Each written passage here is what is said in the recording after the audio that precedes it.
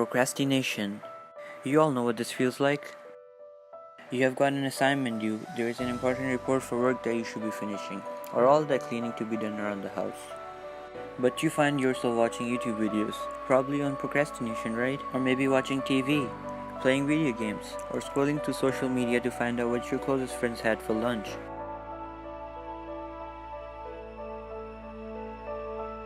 Procrastination is the voluntary delay of intended action despite the knowledge that this action may harm our future individual goals. It's an act of putting off something that is important or carrying out less urgent activities instead. This can involve putting off the impending task to a later time, sometimes leaving it to the last minute before the deadline. There are three types of procrastinators. Number one, the fearing procrastinator or avoiders.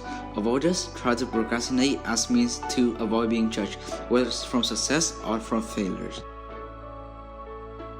Number two, the last minute procrastinator or thrill seekers. Thrill seekers feel they can procrastinate as they enjoy the feeling of working against deadline. Number three, decisional procrastinator or decisive. These procrastinators find it difficult to make decisions, so they often end up procrastinating as they leave you to make decisions to the end. They are constantly uncertain and doubtful about their choice.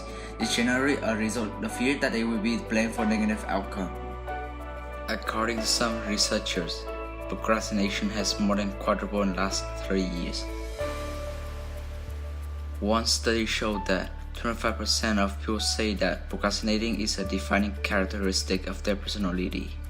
In another study, a procrastination research group looked at 375 undergraduates and found that students who were putting things off were more likely to eat poorly, sleep less, and drink more than students who do homework promptly.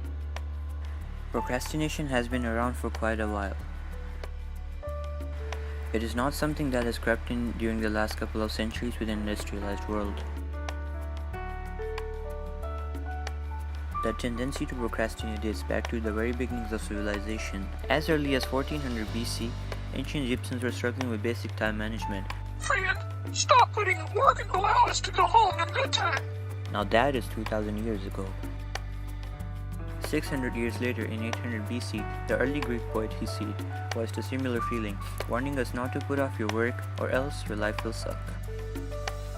So, why do we procrastinate? One of the main reasons is instant gratification. We want a good feeling from something now. If I do my homework, attend classes and do well on the exams, I will receive an offer from a good university and I will feel great. Or, I could sit on a couch and watch my favorite show and that will feel great now. We end up doing activities that gives us gratification now and cause block for those things which we were working on towards something bigger and better. A reason is being overly time optimistic. We misjudge the time needed to perform certain actions, whether it be to take a shower or the time needed to get ready before going out. Every minute that goes by that you should be taking actions.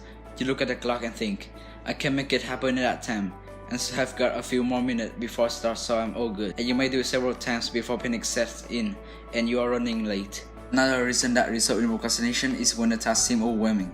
That's when we talk ourselves into deferring it until later when we are well prepared to tackle the task.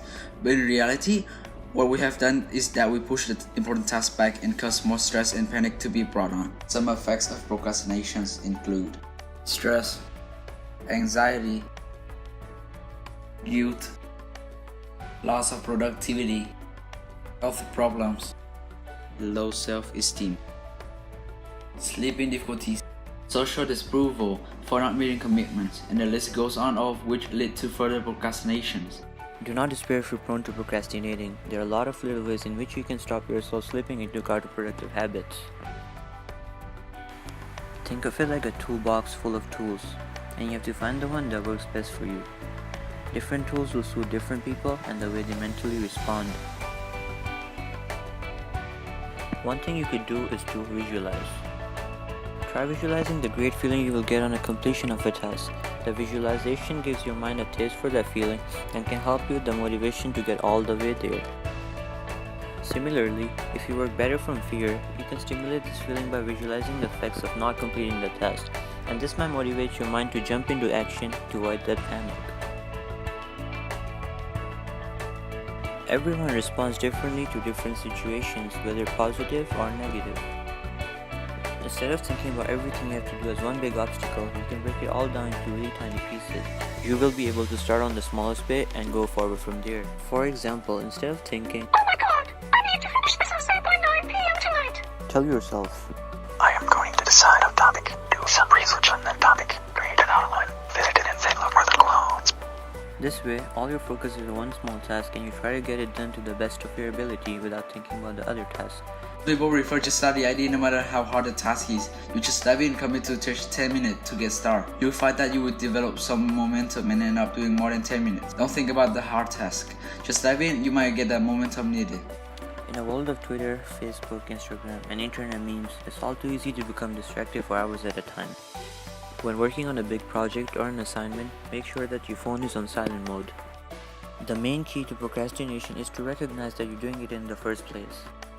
After that, identify why you're procrastinating. And then take the appropriate steps to overcome it. You need to apply persistence in using the tools to break the habit, and the longer you can stay without procrastinating, the better. At the end of the day, procrastination is just a habit, and habits can be broken overnight.